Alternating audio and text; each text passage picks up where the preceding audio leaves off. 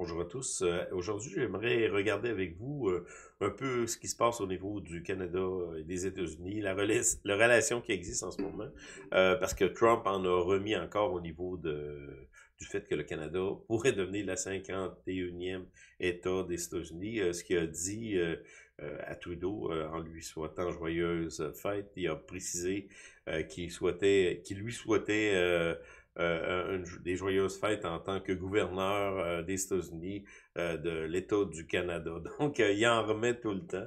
Et c'est ça qui est un peu drôle, mais ce qui est drôle est devenu quand même un sujet de débat très, très important, surtout dans le temps des fêtes comme ça. Il y a beaucoup de personnes qui s'interrogent sur la validité, la réalité que Trump pourrait mettre des pressions sur le Canada pour qu'on devienne un 51e État. Il y a toutes sortes de sondages qui se font sur X.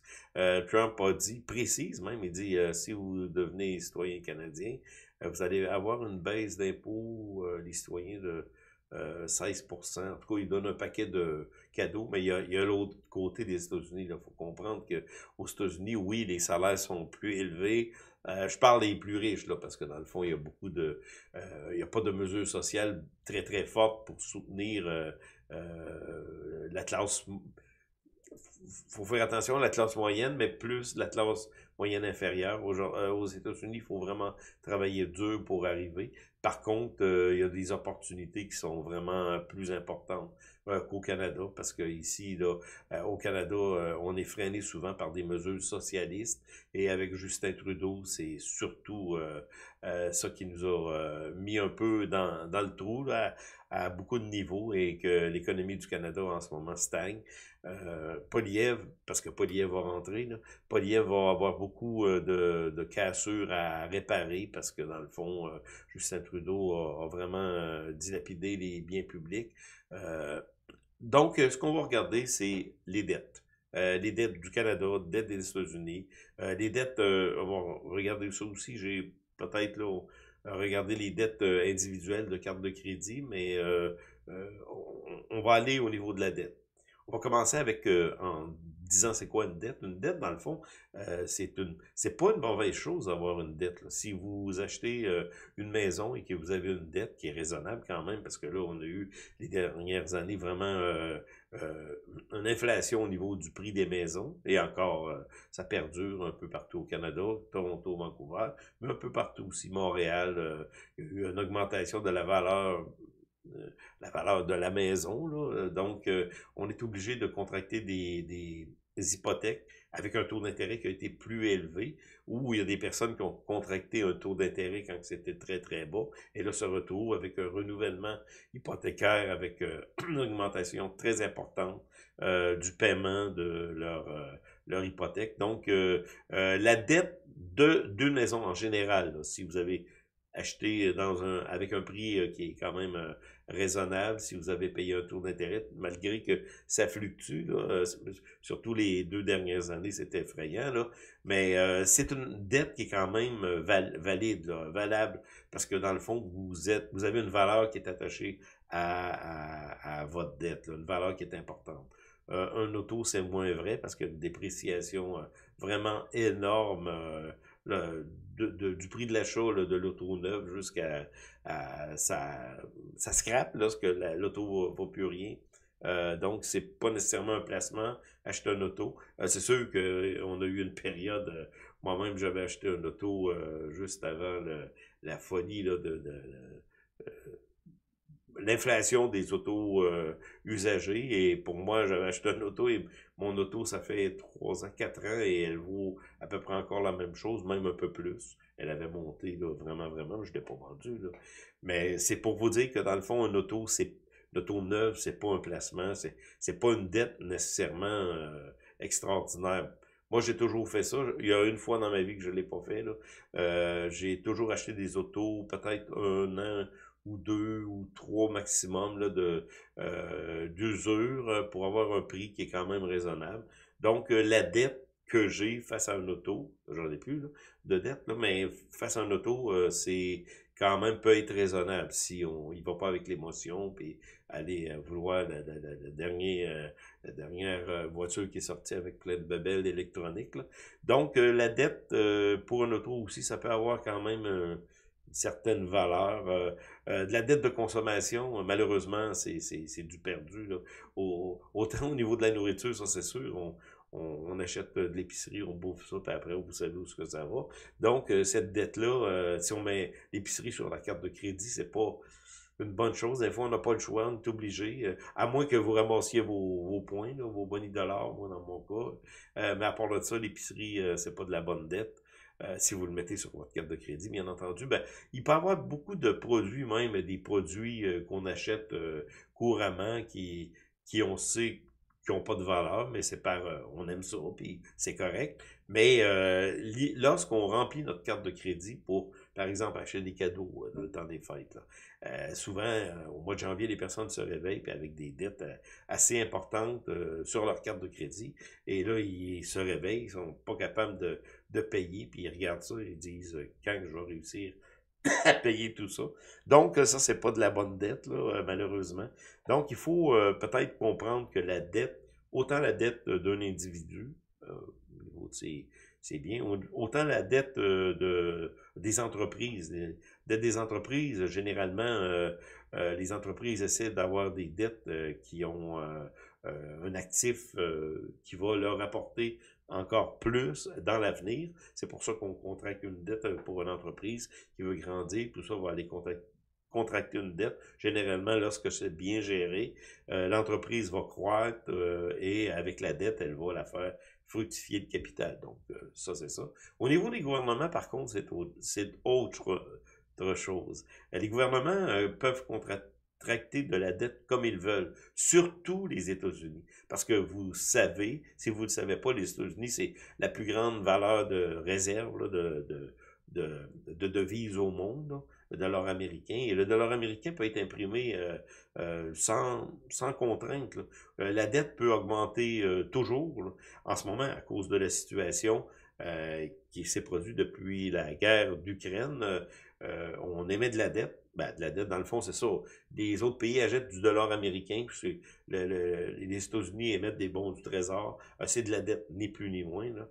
Donc, si vous possédez des dollars américains, en tant que pays, vous dites, vous avez une bonne valeur de réserve qui peut me permettre de croître, d'avoir une certitude que le gouvernement va respecter ses obligations. Mais ce qui est arrivé avec la guerre d'Ukraine au début, c'est que la Russie avait acheté beaucoup comme tous les pays avaient acheté beaucoup de dettes américaines, et du jour au lendemain, on a dit non, ce que tu as comme devise, comme de l'or américain, tu peux plus t'en servir, c'est plus de l'argent, c'est juste on décide comme ça. Ça, c'est terrible. C'est pas au niveau de la Russie, là, mais cette sanction-là, déjà, a discrédité les États-Unis parce que tu émets des dollars américains. Par exemple, mettons, le Canada émet des devises et vous allez à un magasin, on dit non, non, nous, on respecte pas ça. On peut pas acheter de quelque chose avec ces dollars-là. Et c'est arrivé dans plusieurs pays où les devises les devises, le gouvernement s'est écroulé. Tout s'est écroulé, la structure économique s'est écroulée. Et ce qu'on a fait avec on pouvait rien faire avec le devise, on faisait des sacs à main, tout ça.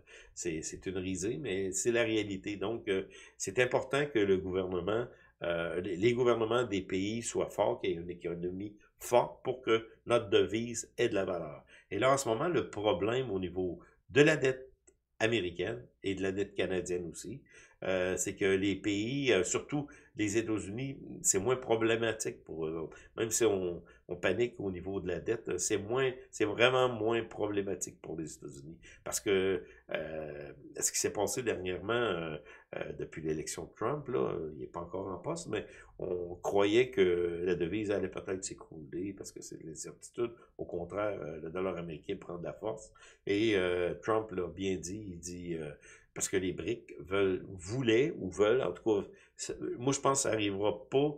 Oui, il va y avoir un détachement là, au niveau du dollar américain, mais Trump a bien dit, lui, il n'est pas question qu'il laisse tomber le dollar américain. Et avec la victoire qu'il y a eu, les autres pays vont probablement s'enligner avec cette philosophie-là. Vous allez me dire, ça n'a pas de sens, les BRICS vont rester indépendants, mais non, le dollar américain, c'est la plus grande réserve de valeur au monde, et on dit que tout va s'écrouler depuis des années. Moi, je réfléchis. Donc, ce qu'on va commencer, ben, j'ai posté quelques, on va aller sur Bourse Technique, on va commencer par les petites nouvelles. Trump achète le Canada sur Amazon.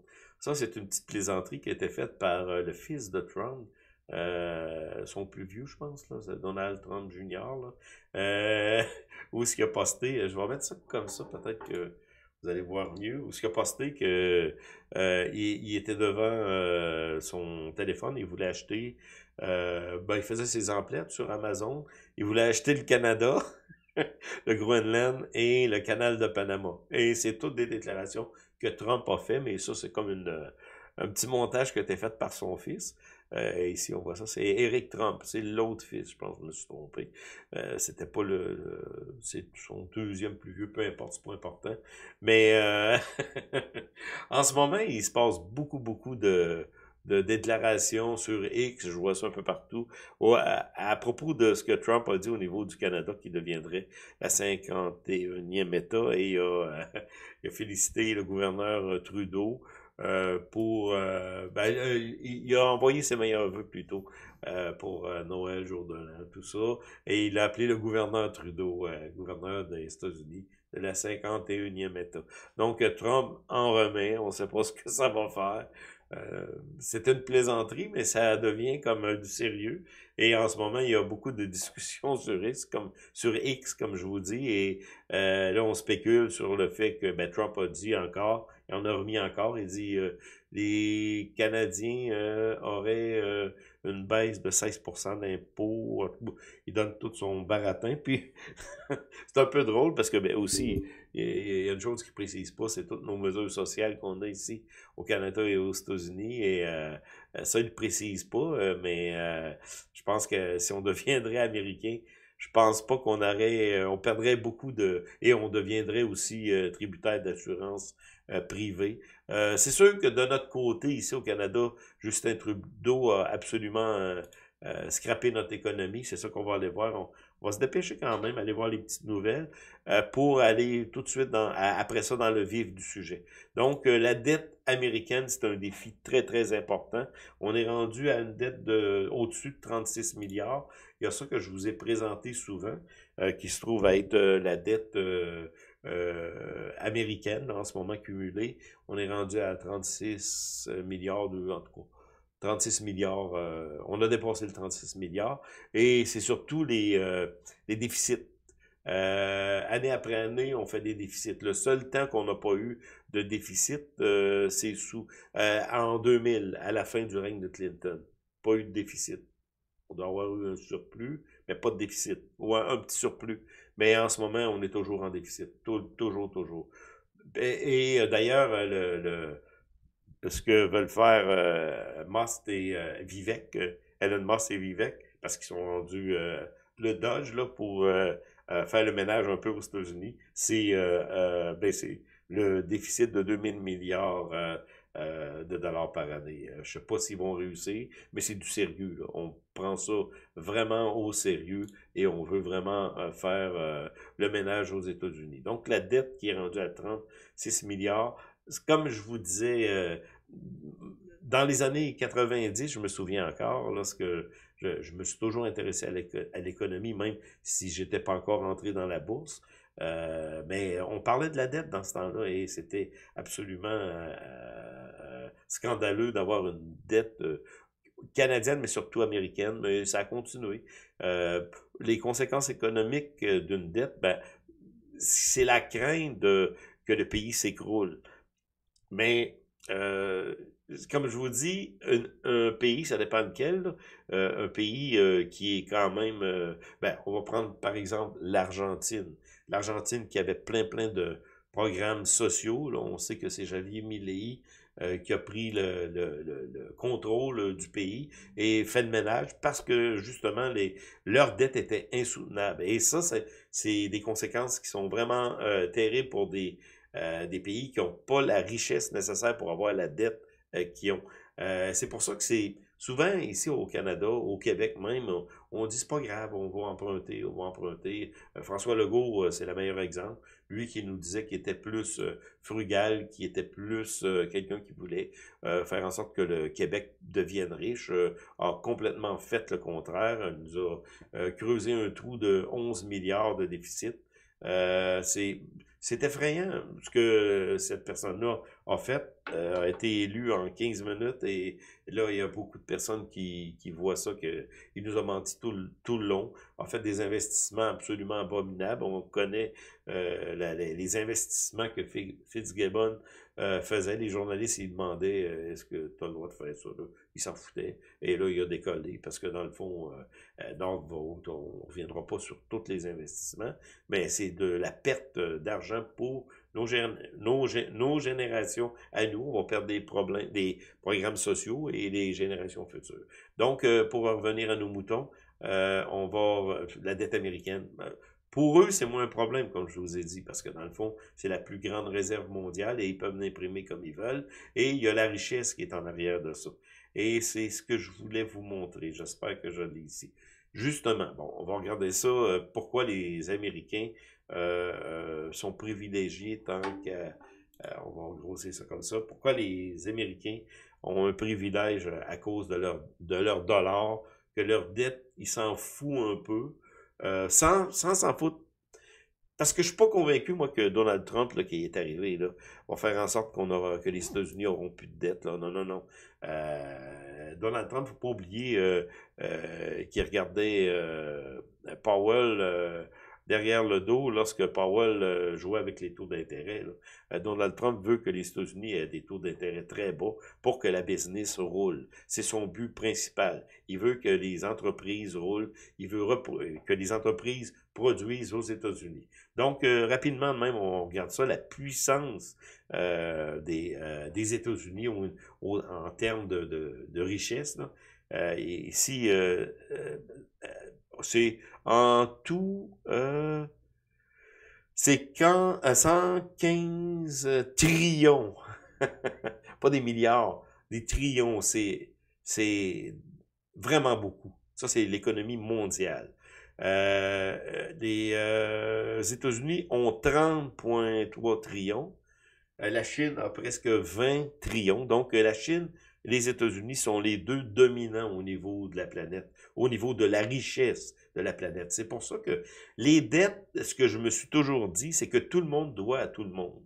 La planète a créé un grand système économique où il y a constamment des interactions. Il y a des bateaux qui partent de la Chine qui s'en viennent ici. Il y a des bateaux il y a constamment de l'interaction sur la planète. Et je ne pense pas, et je suis persuadé, qu'aucun pays veut que ça cesse. Parce qu'on ne peut pas se le permettre, dans le fond. Souvent, on dit que la dette va faire en sorte que tout va s'écrouler.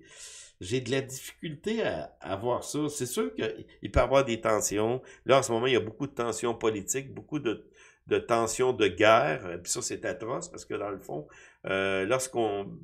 la philosophie américaine de plusieurs démocrates, c'est on va créer de la guerre, ça va faire en sorte qu'on va dépenser du militaire et on va reconstruire après. Lorsque la guerre dans l'Ukraine a commencé, je pense que c'est Goldman Sachs, je me souviens pas, un des gros États-Unis a tout de suite déclaré qu'il va faire des investissements pour la reconstruction. C'est presque scandaleux.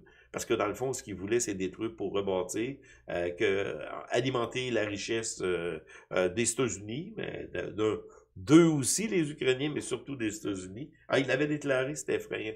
Donc, on regarde la richesse des États-Unis. C'est pour ça que on va voir, là, mais États-Unis, Chine, Canada, 30 trillions. Le Canada, c'est 2,3 trillions, le Mexique 1,8. Donc, si on regarde la comparaison, l'Inde 4,3, si on regarde la comparaison du Canada face aux États-Unis, là, on est minuscule. Là. Donc, puis faut pas oublier que toute notre frontière entre le Canada et les États-Unis, c'est là que se passe le commerce. Là. au niveau du Canada, là, pas au niveau des États-Unis. C'est la plus grande frontière commerciale au monde. Si je ne me trompe pas, la plus grande. C'est pas la plus grande frontière, je pense, mais on est la deuxième, troisième plus grande frontière. Canada et États-Unis, mais au niveau de l'économie du Canada, on dépend directement des États-Unis. On achète, on vend aux États-Unis. Donc, oui, c'est une... là, on va regarder rapidement l'Europe. L'Europe, 3, 4, l'Allemagne, qui en ce moment perd beaucoup de plumes, en Bretagne 3. Donc, on voit la puissance des États-Unis qui surpasse amplement celle du Canada. Et donc, vite comme ça, on va parler. J'ai pas c'est une cartographie des dettes sur carte de crédit, mais américaine. Ça vient du site, ben j'en passe beaucoup parce que je trouve que c'est un excellent site visuel. C'est Visual Capitalist. Donc, vous avez toujours le lien en bas, là. Je mets la référence, là. J'adapte un peu l'article, là. Mais vous voyez les dettes là, aux États-Unis là, sur carte de crédit ici. Tous les Américains sont endettés sur leur carte de crédit, mais faut pas penser que c'est un drame. Souvent, on dit, ah, c'est un drame, mais regardez ici, on va regarder, par exemple, les dettes moyennes sur carte de crédit, Alaska, Washington, Maryland, tout. Mais vous regardez le revenu moyen, là, quand même, il y a beaucoup d'argent, là. Aux États-Unis, on parle de dette de carte de crédit, mais on parle d'argent, c'est moyen, là. Faut pas penser que tout le monde vit sur l'or. Et ici, on parle du nombre de mois pour rembourser la dette. Donc, vous avez l'article que j'ai posté sur mon site Bourse Technique. Puis c'est pour ça que quand je fais des vidéos comme ça, je lis tous mes articles. Donc, ça vous permet non seulement de regarder mes vidéos, mais d'aller constater par vous-même les chiffres tels qu'on les voit. C'est une valeur que j'ai pas trouvé pour le Canada. J'ai fait quelques recherches, ça existe, c'est sûr, là. La dette, par exemple, de nos provinces et le salaire moyen. Notre salaire moyen est vraiment inférieur à celui des États-Unis. Donc, OK, c'était ça pour ça. Puis on n'ira pas plus loin là, avec ça. On avait... non, on n'ira pas plus loin.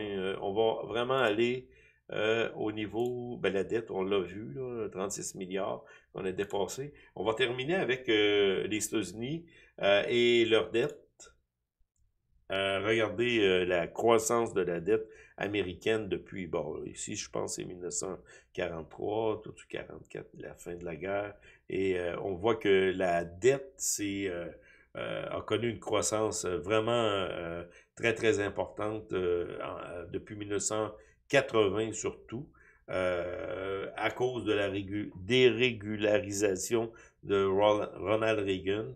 Et après ça, on a eu des airs quand même de prospérité, ça montait, mais comme vous voyez, le Standard Poor's ou le Nasdaq, si vous suivez la courbe, n'a jamais cessé de monter, et puis à part des petits crashs qu'on a eu un peu partout en fin de parcours, là, dans le parcours, là, les indices boursiers suivent la dette, là. Constamment. Et puis 2020, le COVID, regardez, on a eu une précipitation. On avait atteint 20 milliards en 2000, peut-être 18, 19. Puis là, on a eu une montée là, exponentielle de la dette aux États-Unis. Donc, on est rendu là. C'est 122, je l'ai par cœur, là, on n'ira pas le voir, mais je dois l'avoir ici. 122%. La dette au PIB, là, c'est-à-dire le PIB, c'est le produit intérieur brut, toute l'économie qui se transige aux États-Unis dans ce cas-là. Et la dette, qui est, comme je vous parlais au début, là, on parlait de dette et versus l'économie. Mais l'économie américaine, le PIB, croissance du PIB de 3,1%. C'est pour ça que les États-Unis, malgré la grande dette qu'ils ont, une dette plus importante que le PIB, à 100% du PIB, on aurait une dette équivalente. La richesse, vous avez comme la richesse du pays, là, et puis vous avez la dette, à 100%, c'est, tu as la dette, tu es endetté autant de ce que tu vaux, là. Donc, on dit, les économistes disent que c'est favorable d'avoir moins de dettes, mais la réalité, c'est que presque tous les pays ont dépassé le 100%. Il y en a quelques-uns qui n'ont pas encore dépassé ça, mais 100%, c'est rendu de la norme. Donc, c'est ça la croissance du PIB, une croissance de 3,1%. On va y aller sur 10 ans, peut-être mettre ça comme ça ici. Donc, une petite croissance. Ben ici, c'était la dislocation là, 2020. Là, on a eu un gros creux, puis l'argent a été abondant un peu partout. Donc, ça, ça défait un peu l'image de la croissance du PIB si on regarde ça d'une manière longue. Mais c'est ça, une petite croissance ici. Et la croissance du PIB va toujours varier selon regardez, ben, toi en 2000, crash de 2000, ici le crash de 2009. Mais la croissance du PIB, c'est pas c'est le pourcentage que le PIB croît. Et aux États-Unis, on a toujours une croissance. Même si au Canada, je l'ai mis, je pense, ici. Ça se trouve être... non, c'est la dette. Bon, on n'ira pas dans la croissance du PIB, mais c'est 0,3%. Eux ont une croissance de 3%.